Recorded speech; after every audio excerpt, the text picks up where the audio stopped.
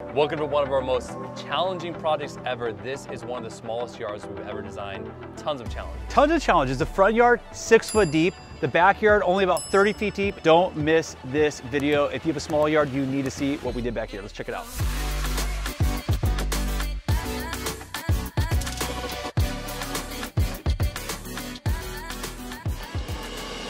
The first thing we had to deal with is a 5-foot setback from the sidewalk. We've never had any other home that was set so close to the sidewalk. And the client wants something luxurious, so let me show you what we did. 5 feet is so small. In fact, I'm gonna show you, it's truly 5 feet. 1, 2, 3, 4, 5. Here's the original structure, here's what we had to work with. And this is what we ended up with.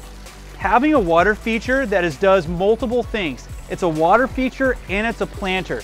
Now at night, this thing is awesome. There's lights that we put underneath here. Come check it out, let me show you right here.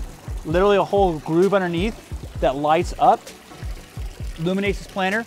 And so not only is it a great visual in the day, at night it even becomes more spectacular. How crazy is this? You can drive your car on and off, on and off, on and off, and not have tire marks. Porcelain tile, I'm telling you, is the trick to having a clean, luxurious looking driveway. Let's go check out the backyard. Welcome, how cool is this? Do you remember the before photos of this yard? I mean, it felt so much smaller. Now this feels so much more spacious. And there's reasons to that were intentional, and we're gonna show you all of them so you can pull off some of these tricks in your own home. Now, this is something called zero edge, zero edge. We've had so many people actually step on this, but it's water that pours over, and the reason you wanna do that is it makes the pool even feel larger because there's more water surface area.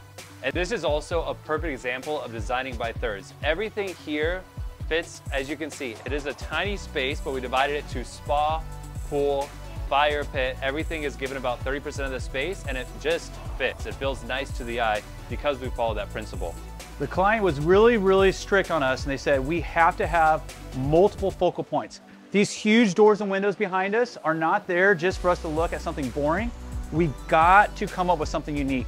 So when Nate and I put our heads together, coming up with this water wall, light wall, and then also the seating area and fire feature just made the difference. Let's check it out. So one of the things that I love are these oversized stepping stones. Yep. I know, and also having it set in this natural river rock was something a little unexpected. I know a lot of times we're either gonna put tile or turf here, but this just once again ties into the nature theme. We're trying to create basically a mini park here, and you're just connecting that with the water. It really softens it. Now, before we move on to the upper deck area, where does the water go? Everybody asks us that. Where does the water go? So let me move the rock and I'll show you where it goes. There's a chamber that's the whole length of this edge. And that chamber captures the water. It gets pulled into a pump system and it pumps it through those two drain caps that are right there, pumps the water back into it and it recirculates. So it's water that's being recirculated, but it's through a chamber like this. A lot of people say, well, why did you design something that's so small I can barely swim in? It does two things. A lot of people don't realize this. Water doubles almost everything, and it does that by reflection. You can even as it's not dark, you can see the reflection of the light coming from those lights. You can see the fire flame being reflected. In small spaces, anytime you can double the effect, 100% you're gonna take advantage of it. Something to consider. Another thing that really stands out of this yard is where the water goes. So for example, we have this notch here where the pool actually flows in it. Obviously no one can fit into there. This is purely aesthetic, but simply by letting the water flow over here and also around those stepping stones, it creates this island feel, and it makes it actually feel more spacious than it really is. Now, what material is used here? Limestone. This is not porcelain, this is a natural stone material. You do not want to use it on a floor, and the reason why is natural stone is extremely porous. So anytime you have material like this on the floor, it's going to absorb a lot of the oils and dirt. Here on a wall, it's going to almost be perfect for year round. This also light shines on both ends. It just gives a beautiful focal point for these doors right across from me. But this is a perfect example of when you use color strategically, how much it can brighten the space. Like I said, we are enclosed. There's a lot of shade just by the sun direction hitting all the foliage, and having this blue really brightens it up. This is wrapped in granite, so instead of the tile that you would see with the joints, this feels like a block of stone placed here with fire coming out of it. even though we do so many fire pits, we always keep them a certain distance from the seat. That way, if you're leaning, and let's say it's a really cold day, you can feel that heat on your face. And then when it's actually pretty warm, you can lean back, and you're not gonna feel it on your face, but you're gonna feel it on your legs. So you never wanna have the fire pit too pushed out if you do wanna get warmth from it. Last feature we're gonna show is the barbecue. There's a couple little tricks you don't wanna miss that we'll show you how to do. So we put the barbecue here. This is actually, if you remember, this was an open wall. This was not here before.